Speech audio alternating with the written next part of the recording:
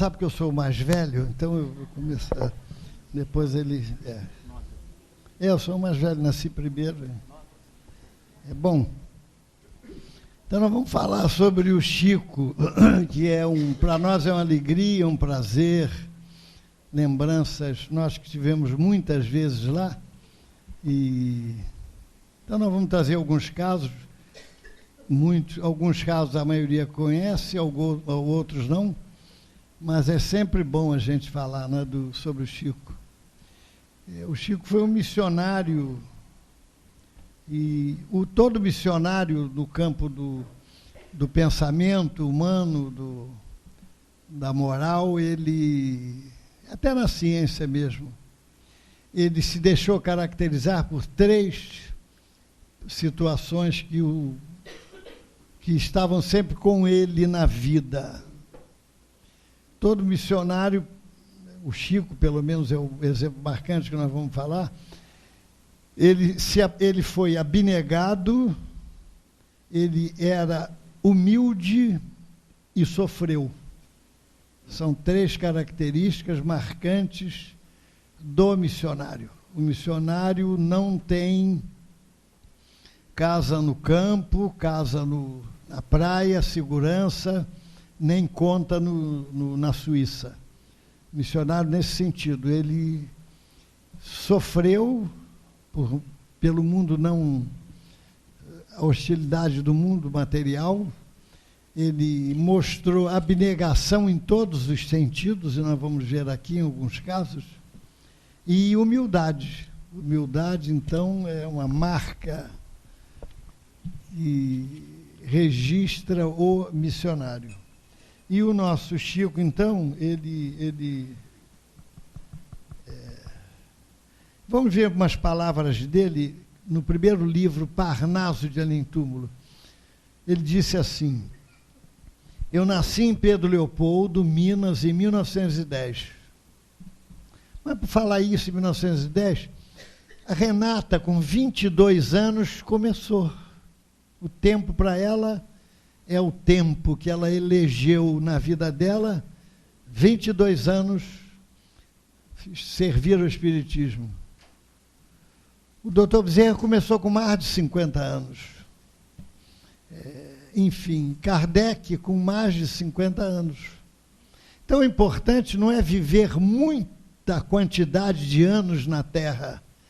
O importante é viver o que vivermos com qualidade, intensamente. Isso é que é o importante. Com 15 anos, Kardec trouxe a doutrina espírita. Não tinha luz elétrica, se não sabiam disso, não tinha luz elétrica, não tinha internet. Hoje a pessoa eu trouxe um livro, dei para ele botou ali, nós vamos jogar aqui a figura do Chico e um texto dele, aqui, isso, você pega uma foto, uma amiga nossa está lá na Itália e mandou uma fotografia para nós. Mas isso é sim, questão de segundos. Kardec não tinha luz elétrica, Chico Xavier com caneta tinteiro, ele estava passando as mensagens, acho que o Gilson vai contar essa, né? Não vou contar, não. Não. Ele passava a caneta tinteiro, as mensagens que ele recebia a lápis, e os espíritos zombeteiros e galhofeiros, às vezes faziam uma ventania, derrubavam o tinteiro, manchava tudo, ele tinha que começar de novo. Uma vez um padre pediu para ele, no início, ele não era espírita, tinha aqueles problemas, né? Mandou ele fazer uma penitência de rezar 500 e poucas Ave-Marias, porque com o Chico o negócio foi sério desde o início, né? Quando chegava lá em 400 e poucos, os espíritos embaralhavam a cabeça dele, e ele, como levava muito a sério tudo, ele tinha que começar de novo. Então é isso. Então o missionário é essa situação. Então tem gente que começa com 22 anos, tem gente que começa com 80, com 60, isso não importa. O que importa é começar. Não importa a idade do corpo, não é? Bom, nasci em Pedro Leopoldo, Minas, em 1910. E até aqui julgo que os meus atos perante a sociedade de minha terra são expressões do pensamento de uma alma sincera e leal, que, acima de tudo, ama a verdade. E creio mesmo que todos os que me conhecem podem dar testemunho da minha vida repleta de árduas dificuldades e mesmo sofrimentos. Aquilo que nós falamos. Filho de um lar muito pobre, órfão de mãe aos 5 anos, tenho experimentado toda a classe de aborrecimentos na vida e não venho ao campo da publicidade para fazer um nome, porque a dor há muito já me convenceu da inutilidade das bagatelas que são ainda tão estimadas nesse mundo. Então vamos ver o que o Gilson tem que trazer. Tem uma história dele aí para começar, para falar.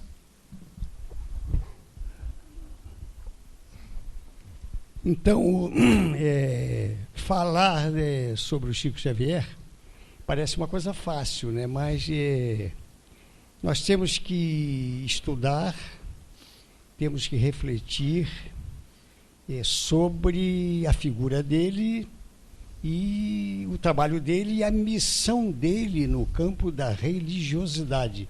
Em outras palavras, no campo do espiritismo.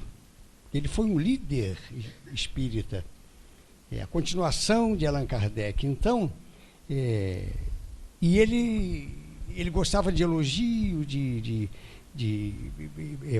as pessoas falarem que ele era o líder máximo. Teve alguém que falou que ele era a maior figura da face da Terra, na época que ele estava no auge da psicografia.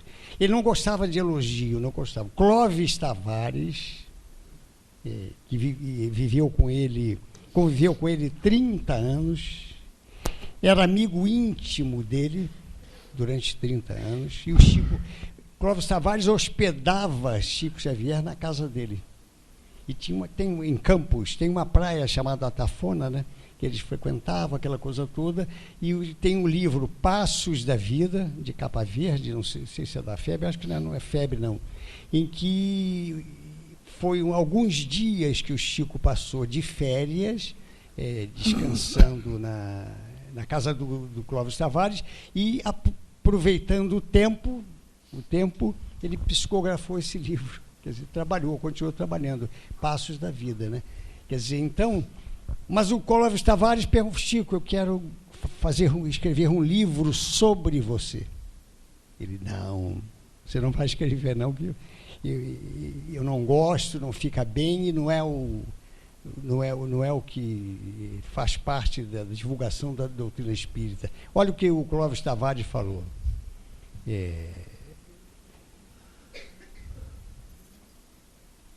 A negação do Chico. Com que delicadeza recordo o Chico, que me fez prometer não mais pensaria nessa empresa. Escrevia o livro.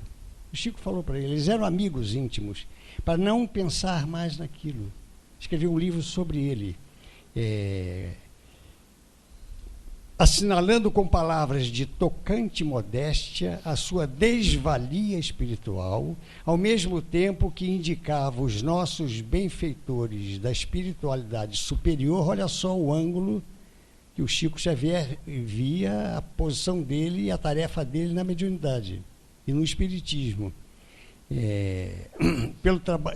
Ao mesmo tempo que indicava os nossos benfeitores da espiritualidade superior como os únicos portadores de merecimento pelo trabalho dos livros psicografados.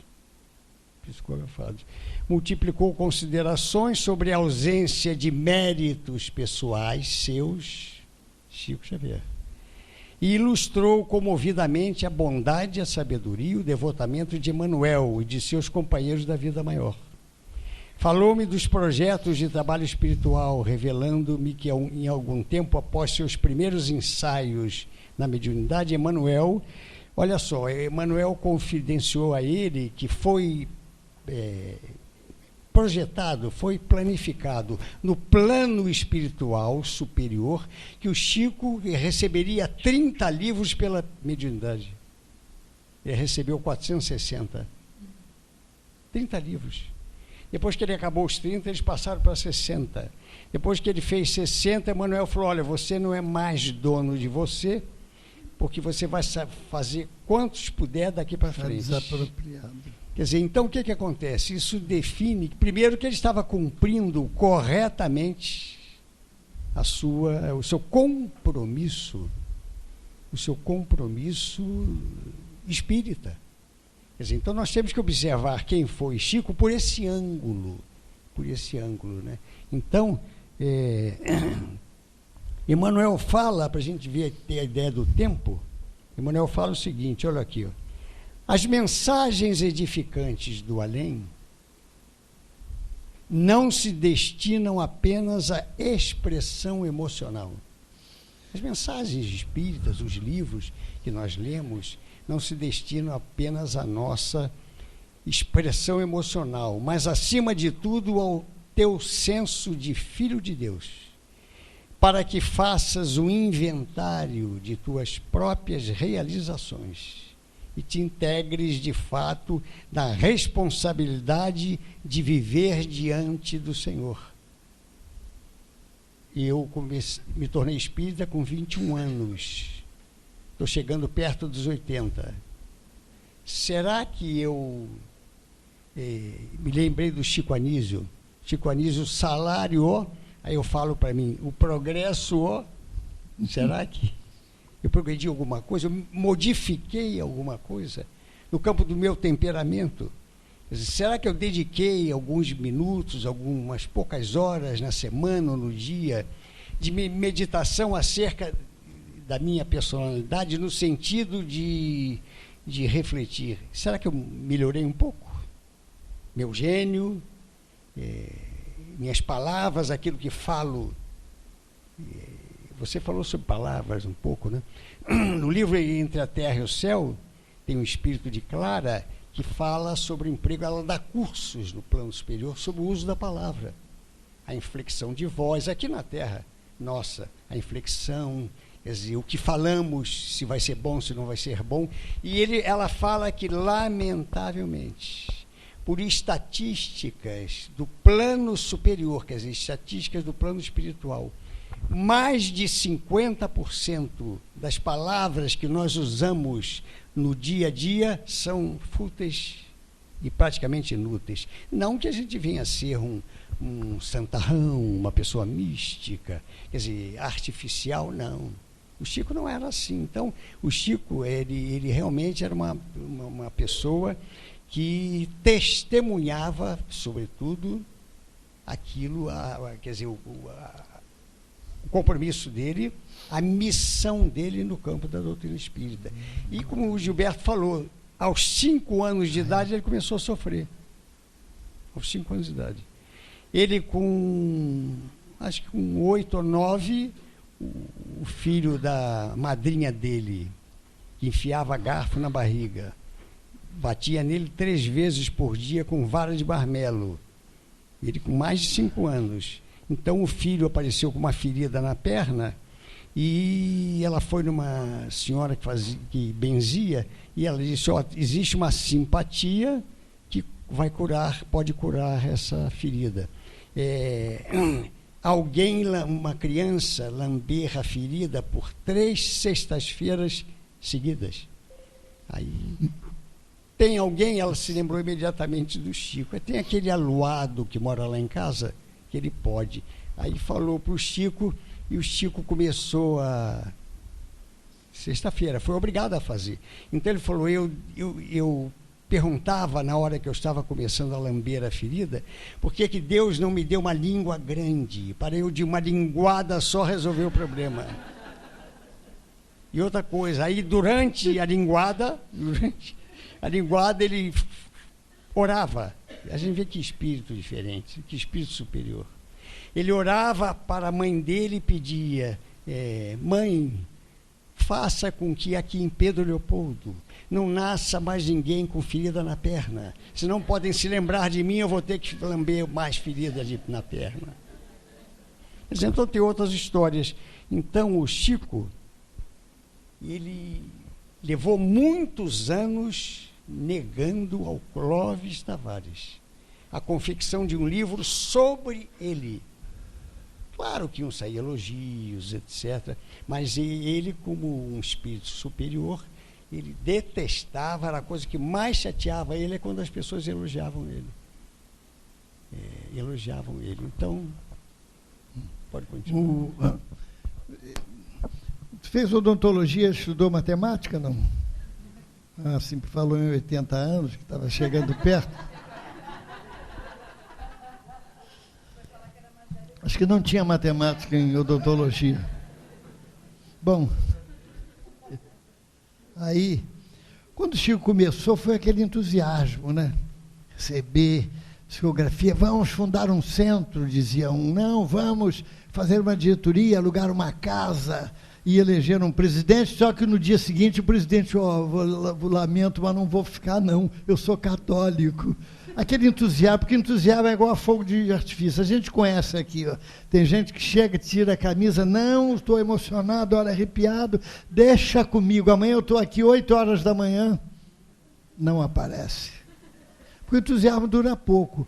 Então o Chico ficou sozinho, aí começaram a aparecer os primeiros obsessores, e o primeiro obsessor, e aí surgiu um homem rústico chamado seu José, e que o povo dizia que ele era experimentado em doutrinar obsessores. Era bom nisso. E ele era visto com uma Bíblia, ele portava uma Bíblia grande embaixo do braço, e na primeira reunião que teve, o mentor foi e disse para ele, olha, meu amigo, quando o espírito obsessor se apresentar, aplique o evangelho com veemência. Aplique o evangelho com veemência. E a ordem foi obedecida. Um homem muito calmo, quando Chico recebeu o primeiro obsessor, o seu José tomou a Bíblia de grande formato e bateu na cabeça dele, no crânio do Chico, exclamando irritadíssimo, tome o evangelho, tome o evangelho. Bom, para vocês terem uma ideia da intensidade, o Chico ficou de cama 6 dias, com pescoço, torção no pescoço. Naquele tempo o Rafael não existia para ir lá dar uma ajuda nele. O Rafael, psiquiatra, filho do Gilson. Então, ele tomou... Hein? Terapeuta. Eu falei o quê? Ai, meu pai. Ato falho. Apaga aí, Jorge. Jorge, apaga. Se puder apagar. Por que eu falei psiquiatra, hein? Meu Deus do céu. Será porque acho que é o calendário? Bom, deixa para lá. Bom, então o Chico tomou uma surra de Bíblia, e ele dizia depois, rindo, né? Olha, eu posso dizer que eu acho que eu fui uma das únicas pessoas no mundo que tomei uma surra de Bíblia. E tomou uma surra de Bíblia. Gilson, conta aí, vai contando aí, porque o meu estoque acabou.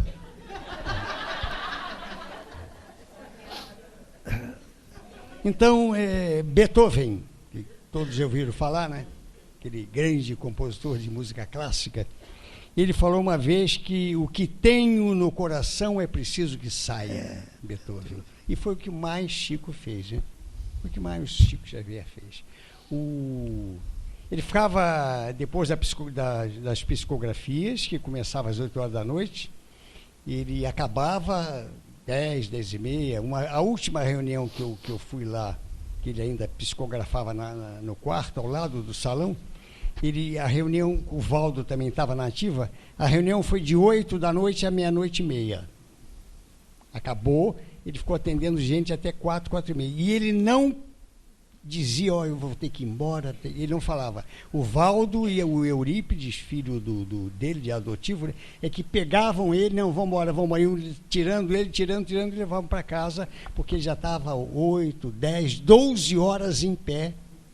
E até no Marieta Gaio tem uma passagem, aqui no Rio, que ele vinha periodicamente e ele se levantou e senhoras, sempre as mulheres, a senhora tomando conta em volta dele, perguntando, fazendo coisas e envolvendo ele, e ele andando muito devagarzinho, passo muito curtinho, porque elas não deixavam, né? Ele queria ir ao banheiro, que era a 2 metros de onde ele estava, e ele demorou quase 40 minutos para poder chegar na porta do banheiro.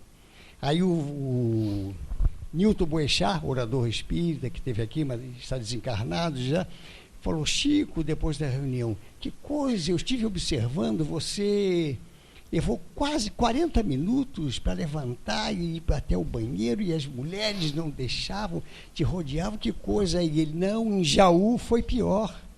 Em Jaú, quando eu consegui entrar no banheiro, que eu olhei, tinha uma lá dentro que fechou a porta do banheiro. Em Jaú, o Chico falou. Quer dizer, então é uma pessoa que, se ele sofresse da próstata, ele estava mal, ele estava mal. E o banheiro simplesmente. Então, e o Chico negando ao Clóvis Tavares que não fizesse o livro, porque ia elogiá-lo. Até que, alguns anos depois, então você vê que aí não tem vaidade, não tem orgulho, não tem nada de tentativa de projeção pessoal no campo do espiritismo, não tem absolutamente nada. E ele era extremamente humilde e não gostava de elogio. Então, alguns anos depois que Rômulo Joviano, que foi o patrão dele, era espírita, também fazia reuniões com ele, falou para o Chico que, olha, o Clóvis quer fazer um livro, mas é um livro para divulgação da doutrina espírita. Não é para projetar o seu nome, a sua figura, etc. Aí ele falou... antes ele: para quê, meu bom amigo, falar acerca de um graveto que se confunde com um pó? Quer dizer, o que ele falava era verdade, porque ele falava aquilo sinceramente. Para saber quem era o espírito de Chico, o César Carneiro, tem um livro dele aí, parece que vai ser divulgado, que confeccionou um livro biográfico sobre ele. O César Carneiro, o Chico contando que aos 4 anos, 5, já via a mãe dele no final do quintal, do terreno, lá quando ele apanhava da madrinha, ele corria chorando, orava e passou a ver a mãe. E que disse para ele uma vez: ô Chico, eu vou para o hospital antes dela desencarnar. E se falarem para você que eu morri, é mentira, hein? Eu vou ficar deitada e dormindo, mas eu vou para o hospital, você vai ver. Até que ela apareceu a primeira vez no fundo do quintal. Minha mãe, me leve para onde você está, porque aqui eu apanho muito. E ela dizia: não, é para a sua educação, é para seu aperfeiçoamento. Continue, não tenha raiva da tua madrinha, ela está te educando. Olha que a mãe desencarnada falava para o filho, que estava apanhando o Chico Xavier: ela está te educando. Então, a hora que ele mais gostava no dia dele era quando ele ia para o fundo do quintal regar. E olha, sabe qual era a carga horária dele? Aí ele já tinha 15 anos, já tinha 14 anos por aí. Ele trabalhava numa venda, antigamente era uma venda, que é mercearia da época, né? De 8 da manhã, de 6:30 da manhã até 8 da noite. Era a carga horária dele. Depois ele tinha obrigação de ir para o fundo do quintal e regar a plantação de alho, que o Pedro Leopoldo tinha um dos suportes econômicos de Pedro Leopoldo era a plantação de alho, a venda e a exportação para outros lugares.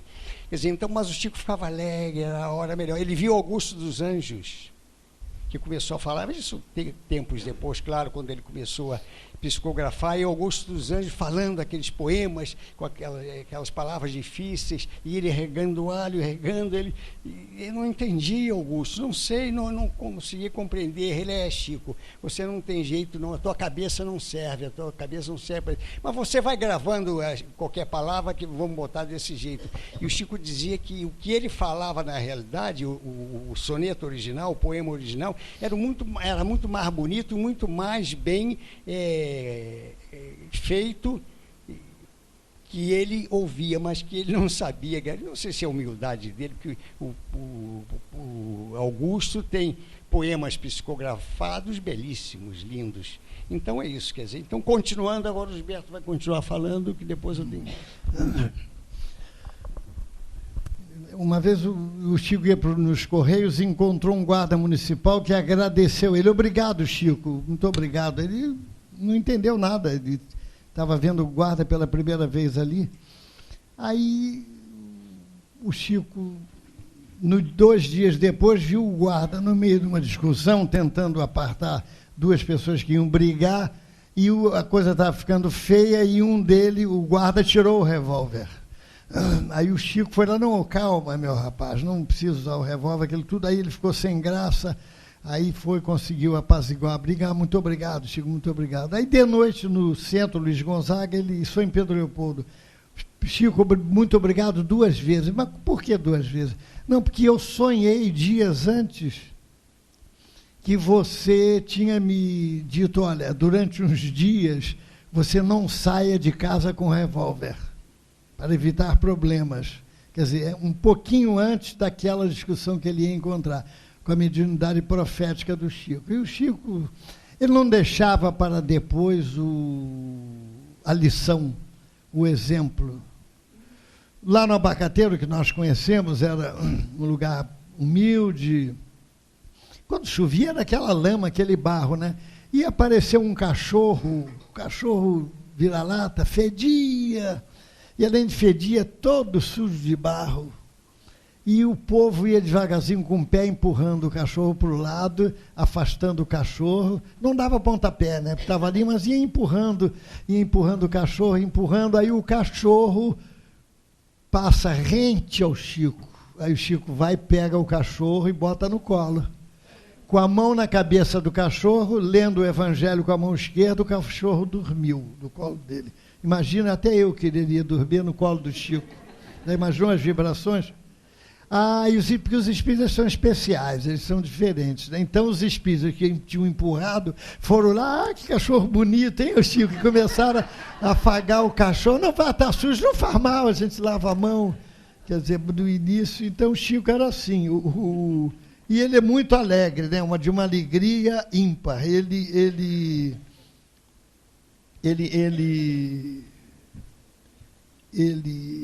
Um dia o Chico conversava, olha só vou contar essa e passar para o Gilson.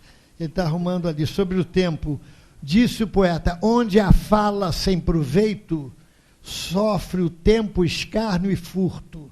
Onde a conversa é comprida, o serviço é sempre curto, disse Casimiro Cunha. E um dia o Chico estava conversando com os amigos, eram 11 horas da noite, ele estava conversando desde as 6 da tarde. Uma conversa animada, comprida, aquilo tudo. Aí a Mano chegou, como é, Chico? E a tarefa do livro, como é que vai ficar? Nós estamos atrasados, nós temos que trabalhar. Não, mas eu estou conversando com meus amigos, não convém deixá-los assim. Eu falei, bom, o problema é teu, se você vai continuar conversando, eu vou embora, vou trabalhar. E então Chico deixou a conversação e foi se entregar à tarefa. Porque o Chico, olha, quando tinha aquela peregrinação que ele dava 3 vezes por ano, era o Festival Bezerra de Menezes, Ana foi, Marina deve ter lembrado disso, né? 10.000 pessoas. E o Chico entrava no final da fila, às 8 horas da manhã, com um chapéu grande, a mulherada toda em volta dele, porque a mulherada não soltava, agarrava, né?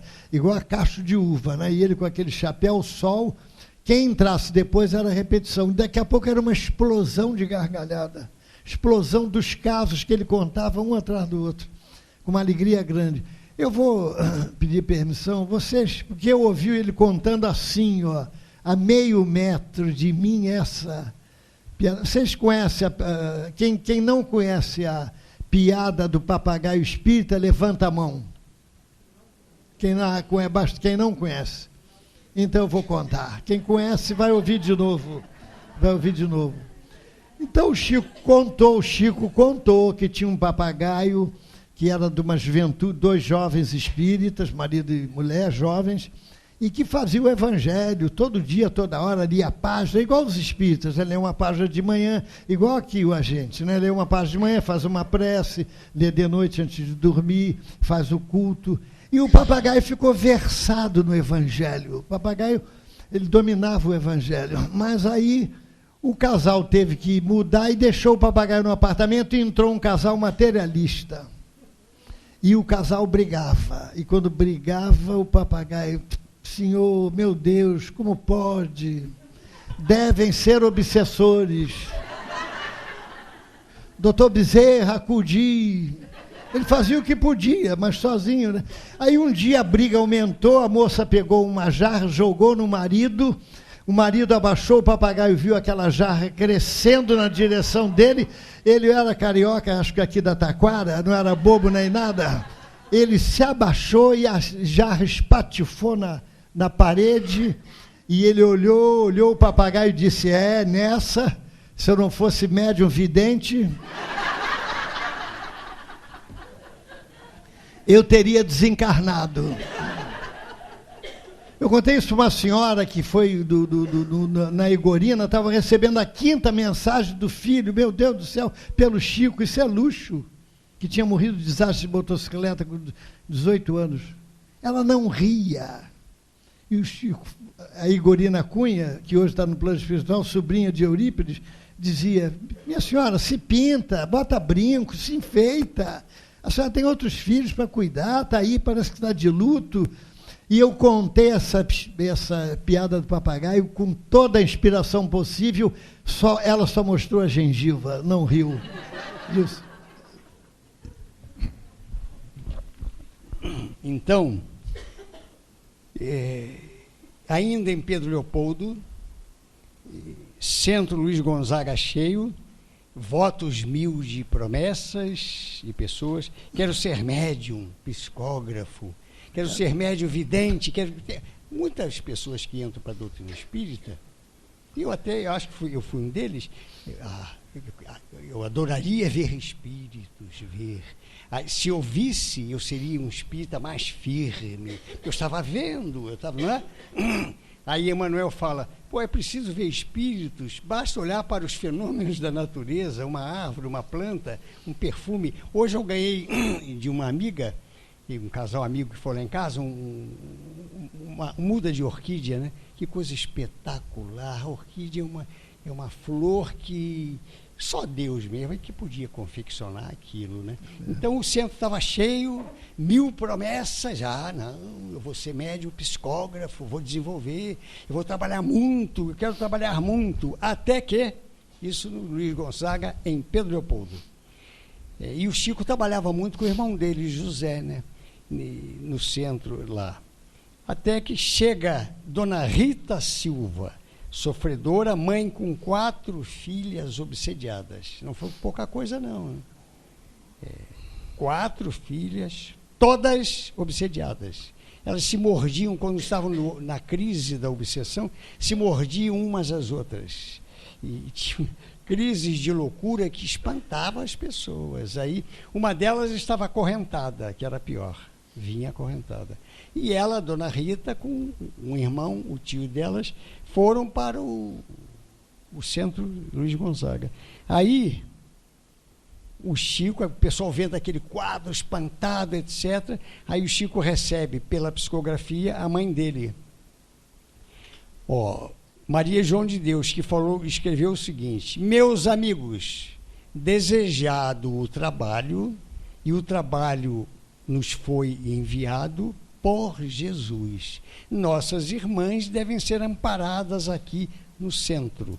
A fraternidade é a luz do Espiritismo. Procuremos servir com Jesus. Isso aconteceu numa noite de segunda-feira. Na reunião seguinte, sexta-feira, José, o irmão do Chico, e o Chico estavam em companhia das obsediadas, sem mais ninguém. O centro estava vazio, não apareceu uma pessoa, por causa da crise espiritual que as 4 filhas da Dona Rita apresentavam, quer dizer, mas eles não queriam ser médios, psicógrafos, videntes, trabalhadores, grandes trabalhadores, cadê?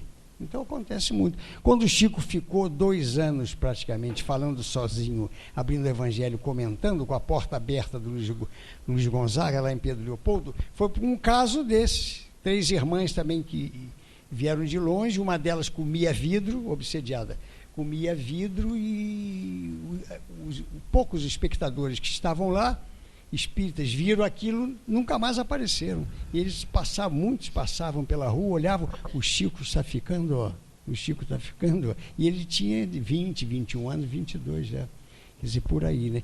Então, a vida do Chico é desta maneira, né? Teve um outro espírita que era amigo dele. Foi amigo dele, estou procurando aqui, tem que achar, porque são poucas folhas. É um amigo Humberto, não sei, que queria saber o nome dele, me lembrar do nome. Ele chegou perto do Chico, já de madrugada. Ô Chico, eu tenho 703 perguntas para lhe fazer. Aí o Chico, pode fazer, meu filho, faz devagarzinho, uma por uma. Vai fazendo, devagarzinho, uma por uma. Ele fez 3, o Chico respondeu as 3, e ele disse, pronto, Chico, eu não vou fazer as outras, não. Essas 3 estão boas. E ele disse que através da resposta, daquelas perguntas que ele fez, ele mudou a vida dele. O Chico mudou a vida dele. Então, uma vez ele recebeu, eu estava com o Clóvis Tavares, ele recebeu uma carta de um brasileiro que estava na Finlândia, e pela primeira vez ele recebeu um livro, não se sabe como, Ideal Espírita. Então a gente vê a qualidade do livro espírita, a importância do bom livro espírita. O que ele pode fazer ou não fazer por aquele que está começando, está lendo pela primeira vez. Então ele falou, Chico, este livro mudou a minha vida aqui na Finlândia. Estava em espanhol, traduzido para o espanhol. Eu gostaria de receber outros semelhantes, em espanhol ou em inglês, se for possível, para distribuir para os meus amigos, isso na Finlândia. Quer dizer, então a gente vê também, porque desses 460 livros espíritas que o Chico recebeu, a gente pode examinar, pedir até um literato, alguém que tenha muito conhecimento nesse campo, no campo da literatura, da poesia, no campo da prosa, da filosofia, e pedir para fazer uma análise junto até com a pessoa e ver a qualidade dos conceitos filosóficos e espíritas, para ver se tem algum deslize, algum senão, alguma coisa que deve ser guardada na prateleira até que seja confirmada por outros espíritos através de bons médios, seguindo aquela recomendação que está no Evangelho segundo o Espiritismo, dizendo da universalidade dos ensinos. Quando um espírito, através de um médium, traz uma coisa que é revelação, que nunca ninguém escreveu, então ele deve se for até uma revelação um pouco surpreendente, que nunca ninguém teve notícia desse fato, a gente deve guardar na prateleira e esperar que outros espíritos, através de outros médios, de outros lugares, em outros lugares, recebam a mesma coisa para confirmar aquilo que o primeiro recebeu. Quer dizer, isso é que Kardec preconizava e que ele fazia. A música do Chico. É a universalidade dos ensinos. É do Chico. Conta da marmelada. Ah, sim.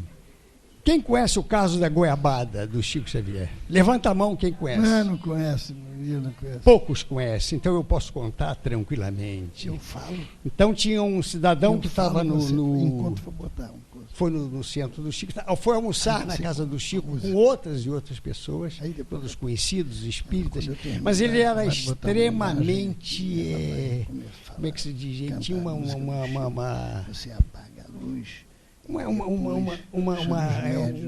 Uma psicose pela limpeza, pela higiene, e até visando bactérias. Ele lavava a mão várias vezes por dia, ele não queria se contaminar. Então o Chico tinha este hábito, alguém falou.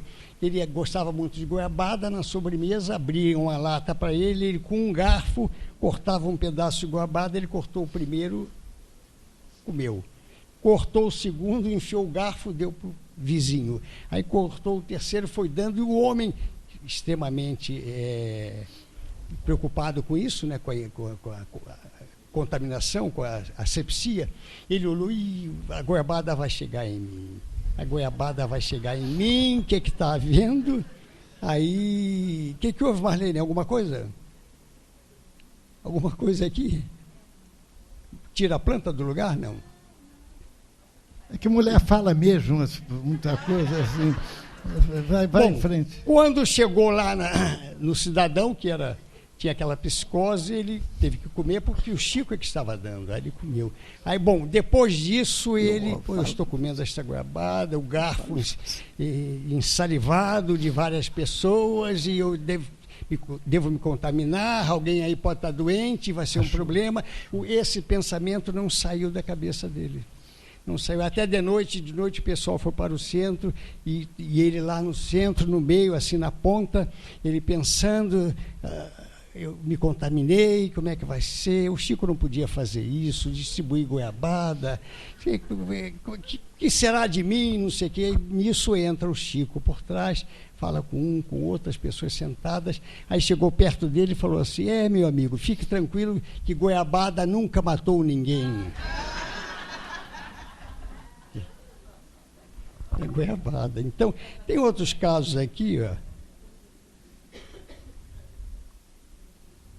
O Chico uma vez estava atravessando um problema delicado, um problema sério, delicado, como todos os outros. Abrindo o Evangelho, veio-lhe a lição da porta estreita, Ele meditou e disse a Emanuel que gostaria tanto que a sua estrada fosse menos cruel, que podia ser mais larga um pouquinho, a estrada dele. Aí Emanuel apareceu e disse: não, Chico, a estrada larga, pavimentada, é mais suscetível de desastres, porquanto a velocidade é ameaçadora. A porta estreita, entulhada por outro lado, nos faz caminhar com mais cuidado, com mais zelo. Continuando aqui, o autor dessa página aqui, ele disse: quantas vezes vimos o Chico psicografar, trazendo entre a camisa e o peito um lenço encharcado de álcool na tentativa de amenizar as dores da angina que ele tinha. E dizem que a angina dói muito, né? Angina cardíaca, né? Dói terrivelmente. E ele, além dos remédios que ele tomava, ele colocava um lenço com álcool e ia trabalhar. Ia trabalhar na psicografia. Quer dizer, a disciplina que Chico se impõe é algo terrível. Este é o termo correto, terrível. Lendo o livro O Pobre de Deus, sobre a vida do inovidável Francisco de Assis, lembro-me de que ele, em determinado instante, se queixa de Deus para o irmão Leão. Francisco de Assis conversando com o Leão, que eles não faziam nada com ele, né, porque ele tinha uma exteriorização fluídica, magnética, que envolvia de paz, de espiritualidade. Então, por isso, envolvia os animais, e os animais se sentiam bem ao lado dele, então não acontecia nada, né? Ele é conhecido, ele é até o patrono. Foi hoje o dia, parece que o dia dos animais, né? Foi ontem. Teve gente que levou gato, cachorro, passarinho, lá naquela igreja da Tijuca, para eles serem calopsita, isso. A minha filha, calopsita, subiu um dia antes, ela descobriu que estava na casa da vizinha, foi na casa da vizinha, a vizinha disse: não, eu dei para o pet, né, aquela loja que vende coisas de pássaro, de animais, etc. Aí foi falar: não deu, sei que uma confusão. Eu vou chamar a polícia, porque foi aqui que deu, olha que confusão nós podemos arranjar por causa... Mas ela estava correta, ela estava certa. O homem estava escondendo, dizendo que não... Veja como é que muitos de nós somos, né? Não deu, até que deu aí o marido. Então vou chamar a polícia. Ele: peraí, eu acho que ela deu, eu vou lá ver lá dentro. Deu sim. Deu macho, é fêmea, né? Uma coisa assim. Aí, não, ele quis mudar o sexo, né? Eu tenho aqui macho, posso lidar. Não, isso é que até que resolveu o problema, né? Então é na Tijuca, quem quiser, quem gostar dessa prática, na Tijuca, no dia de ontem, 4 de outubro, 4 de outubro, um dia depois de Allan Kardec, 3 de outubro, que os animais são abençoados nessa igreja lá da Tijuca. Então, Francisco de Assis pediu ao livro, conversando com o Leão, por que Deus não abre a estrada um pouquinho mais larga para mim, que não é problema, é de muito sacrifício e muita dificuldade. Agora, eu falo para vocês o seguinte, como Platão falou, né? Tudo que nos acontece é para o nosso bem. Então, nós estamos caminhando com saúde 100%, achando que vamos, né, para muito longe, e de repente vem uma doença meio séria, meio severa, que faz com que a gente medite nas coisas do espírito, na essência, esqueça um pouco a forma, e a gente medite na essência. Então, isto é um bem para nós, é uma coisa boa. Para onde vai levar a nossa forma, ninguém sabe, mas a essência vai continuar. E se nós aproveitarmos bem o que a forma está junto com o espírito, é claro, passando, vai ser bom para nós, vai ser, não é? Vai ser um salto no progresso espiritual, que é a finalidade da nossa existência aqui na Terra. Como disse Clara no livro Entre a Terra e o Céu, a maioria do tempo nós desperdiçamos com coisas inúteis, coisas fúteis. Eu tenho um amigo que não é crítico, não é nada, porque eu gosto também de esporte, eu gosto de vários esportes, eu gosto de ver na televisão natação. Quando a Ana deixa, eu gosto de ver natação, basquete e futebol. Gosto de atletismo. Então, no tempo que a não praticava esporte, eu pratiquei muito esporte no Jacarepaguá Tênis Clube. Então, mas esse amigo, ele contou para mim o dia dele. Ele assiste esporte, podia ser coisa pior, então ele está bem, deixa ele. Mas ele disse que assiste esporte de 11 da manhã até 11 da noite. Ele muda de canal, muda e fica sentado. O sofá tem um buraco. É ele que muda de canal, ele só para tomar banho rápido, volta e todos os esportes. Ele disse que um só, até eu esqueci, ele não assiste, um. Os outros 12, ele assiste todos eles. Não, ele assiste o Campeonato Brasileiro de Futebol, Série A, Série B, Série C, e no final sobra meia hora para assistir a Série D, que é a 4ª série. Então, Gilberto...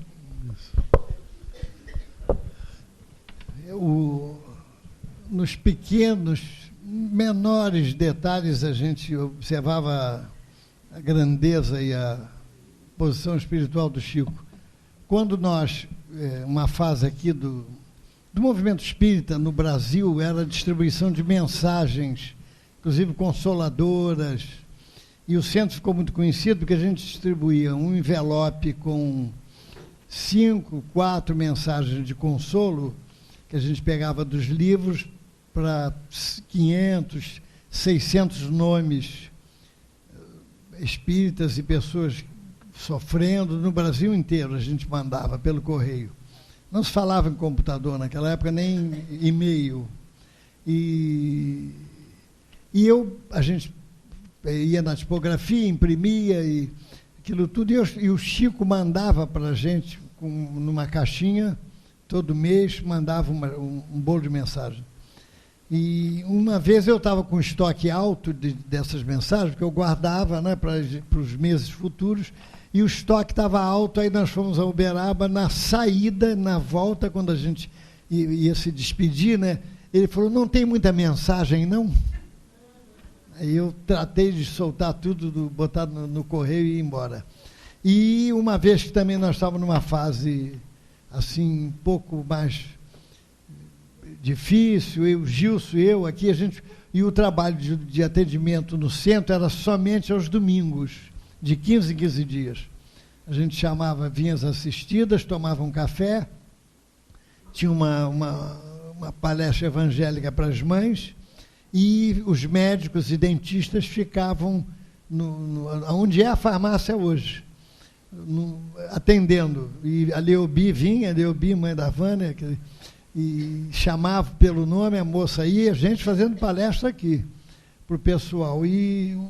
Mas estava uma época que o João estava em Curitiba, junto com o Luiz, e o Joaquim em Niterói, então a coisa estava assim um pouco caindo na rotina. Então, um companheiro que o filho desencarnou, desastre de motocicleta, foi a Uberaba e frequentava aqui, ele trazia o lanche para cá nessa época. E ele recebeu a primeira mensagem do Chico, ficou todo feliz da vida, ele e a esposa vieram aqui no domingo, e aí eu perguntei, você falou que era do Eurípides? Falei que era do Eurípides. E o Chico, o que ele falou? Escuta, dê um abraço aos gêmeos, como é que eles vão? Então vejam, isso foi 20 centímetros de entusiasmo na veia. Naquela época que estava um pouco rotina e a gente lutando, que o Chico jamais podia imaginar gêmeos. Eu fui apresentado a ele umas 10 vezes, porque ele não guardava mesmo, né? Então, Chico, esse é o Gilberto, muito prazer, aquilo tudo. Então, foi uma motivação muito grande, e nós então, só temos que reverenciar ele, né, o Chico, nós estamos chegando ao final. Vai contar mais alguma, Jesus? Mais uma e a gente caminha para encerrar. Então, vou ler trechos rápidos aqui para a gente ter um arremate final de quem foi Chico Xavier. Chico estava destinado a altos voos, tornar-se um professor de humildade. Mas para chegar até lá, precisava passar no vestibular do sofrimento. Ao levantar pela manhã, ele relata: eu não me animava a tomar café, ficava esperando a primeira surra do dia, eram 3, todo dia. Depois sim, tomava o café com aquela alegria de haver pago uma parcela, faltavam 2. E as surras vinham sempre acompanhadas do mesmo refrão: este menino está com o diabo no corpo. Para exorcizá-lo, Dona Rita obrigava-o a longos jejuns, passava fome. O sofrimento ia polindo o menino, mas a capacidade de resistência de uma criança é limitada. Um dia, angustiado, na véspera de ter que lamber as feridas do Moacir, a mãe apareceu, ele chorou, a mãe exortou ele a continuar e falou: mas vem cá, amanhã eu terei que lamber a ferida do Moacir? Aí ela respondeu: é melhor lamber feridas, a mãe dele desencarnada, é melhor lamber feridas do que causar aborrecimento aos outros. Olha só, quem foi Chico Xavier?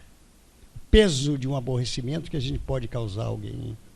Então, isso vai sarar a perna do Moacir? Olha a resposta da mãe: não, pois não é remédio, mas seja humilde, meu filho. Se você ajudar a lamber a ferida, nós faremos o remédio para a cura. Na terceira sexta-feira foi que a ferida começou a melhorar e ele realmente não precisou lamber mais a ferida, e que ele fez a prece pedindo a Deus para não aparecer mais ninguém com ferida em Pedro Leopoldo, aquela coisa, né?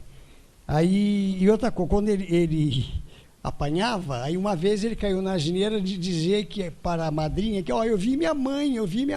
Aí, tá vendo? Esse menino é aluado mesmo, ele está com o diabo no corpo. Aí mais surra que ele recebia da madrinha dele, né? Que foram 2 anos só. 2 anos, todos os dias, 3 surras, algumas extras, né? Acessórias, porque só uma vez, depois que ele acabou de lamber a ferida, que a madrinha viu que ela começou a melhorar, ele: você é um menino abençoado mesmo, você é um bom menino. Ela ficou uma semana sem bater, depois voltou a bater. Caminhando por final, o Jorge era uma figura que aparecia lá em Uberaba, quer dizer, muito pobre. Ele tinha uma ferida aqui no lábio, ele não tomava banho, fedia, então as pessoas davam dinheiro a ele para se afastar, para não sentir o odor dele, né? Então o o biógrafo dele, que inclusive fez 2 palestras, uma em Goiânia e uma no Acre, e viu o Jorge entrando, espírito desencarnado, e disse: conta a minha história para eles, que nós vamos falar aqui rapidamente na história dele. Muito pobre, descalço, pés rachados, indicando que raramente calçava sapatos, camisa com muito remendos, um paletó que apertava-lhe o corpo franzino. Jorge, pele escura, cabelos enrolados, nos lábios uma ferida. Quando se aproximava, seu corpo magro, sofrido, mal alimentado, exalava um odor desagradável. Chico conversava com ele 5, 10, 20 minutos. E ele pensava: por que o Chico perde tanto tempo, meu Deus do céu, com ele? Vem gente de tão longe para conversar com ele, e o Chico perde tempo com o Jorge ali. E o diálogo com o Chico era comovente. Jorge, como é que vai a vida? O Chico perguntava.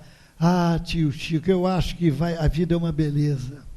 E a viagem, Jorge? E a viagem para cá? Ah, a viagem foi boa? Muito boa, tio Chico. Eu vim olhando as flores que Deus plantou no caminho para nos alegrar. O que você mais gosta, Jorge, de olhar? Ah, tio Chico, o azul do céu. Às vezes fico pensando que o Senhor Jesus está me espiando. Depois Jorge falava da briga dos gatos, da goteira que molhava a cama, do passarinho que estava fazendo ninho em seu telhado. Então, quando tudo parecia que ia encerrar, que o Chico ia se despedir do Jorge, aí o Chico dizia: agora o nosso Jorge vai declamar alguns versos. Qual, tio Chico? Ele perguntava. Ah, da moça, Jorge, da moça. Ah, já me lembrei, tio Chico. Olhava para ver se todos estavam observando, abotoava o paletó e sapecava orgulhoso. Menina, penteia o cabelo, joga as tranças para a cacunda. Queira a Deus que não te leve de domingo para segunda. E todo mundo ria, aquilo tudo. E para se despedir, ele não se abraçava ao Chico. Ele se jogava todo por inteiro em cima do Chico. Falava quase dentro do nariz do Chico, beijava a face dele, que beijava a face do Chico, e o gesto se repetia. Chico com as marcas de sangue na face da ferida do Jorge, nunca limpou, nem antes, durante, nem depois do Jorge ir embora. Um dia o Jorge sumiu. O Jorge sumiu e o companheiro perguntou sobre o Jorge. E o Jorge, Chico? O Jorge desencarnou. E aí o Chico contou. Ele desencarnou numa madrugada fria, completamente só. Uma estrada de luz e estrelas se abriu do céu à terra e Jesus pessoalmente veio buscar Jorge. O ambiente entrou naquele quarto de terra batida, retirou o Jorge do corpo, magro e sofrido, aconchegou-o de encontro ao peito e voou com ele para o espaço, para o caminho cheio de estrelas. Então, meus amigos, o Chico, o que ele veio trazer para nós, excetuando a mediunidade? Ele veio nos mostrar como é que se faz, como é que o cristão precisa fazer. Ele só veio mostrar isso. É claro que cada um vai fazer como pode, aquilo que pode fazer, mas ele veio mostrar como a gente faz quando é ofendido, o que a gente deve fazer. Ele veio mostrar como a gente deve usar o silêncio quando a palavra não ajuda. Ele veio mostrar quando a humildade, e nesse quadro aqui, ele estava 30 horas sem dormir. Então, o dever cumprido traz paz e alegria ao coração. Esta foto foi batida, ele está rindo, tomando uma caneca de chá. Ele está rindo. Foi batida na residência do Chico, aproximadamente às 5 horas da manhã, após haver atendido cerca de 1.000 pessoas, estar há mais de 30 horas sem dormir. Então, gente, eles tinham a felicidade que o trabalhar no bem traz. O Chico Xavier. Então, meus amigos, é isso. Então, quantos de nós vêm ao centro porque não aceita a vida que tem. Então nós temos um exemplo aqui, porque Maria Dolores comentou a posição espiritual da não aceitação. Se carregas contigo o tempo atormentado, sob tristeza e desencanto, é natural te aflijas, entretanto, não te entregues ao luxo de chorar. Sai de ti mesmo e escuta em derredor aqueles que se vão sem rumo certo, suportando no peito o coração deserto, na penúria que mora entre a noite e o pesar. Não importa o que foste e o que sofreste, e nem a dor alheia em mágoas mudas, procurará saber a crença em que te escudas, nem pergunta quem és. Os que seguem no pó do sofrimento, vivendo da coragem semimorta, rogam-te auxílio à porta, rojando-se-te aos pés. Desce da torre em que te vês somente e escuta-lhes a história dolorida. Esse chora sem lar, outro é quase suicida, cansado de amargura e solidão. Aquele envelheceu sem alguém que o quisesse. Outra é mãe desprezada, anêmica e sozinha, sombra que foi mulher, que respira e caminha, sabendo agradecer a fortuna de um pão. Sai de ti mesmo e vem, esquece-te em serviço. É Jesus que te chama o bem que não se cansa. Acharás ao servir renovada esperança, paz e fé sob a luz de nobres sirineus. E sem horas a dar ao desalento e ao tédio, quando encontres a noite a cada dia, dirás ao céu em preces de alegria: por tudo quanto tenho, agradeço, meu Deus. Muita paz.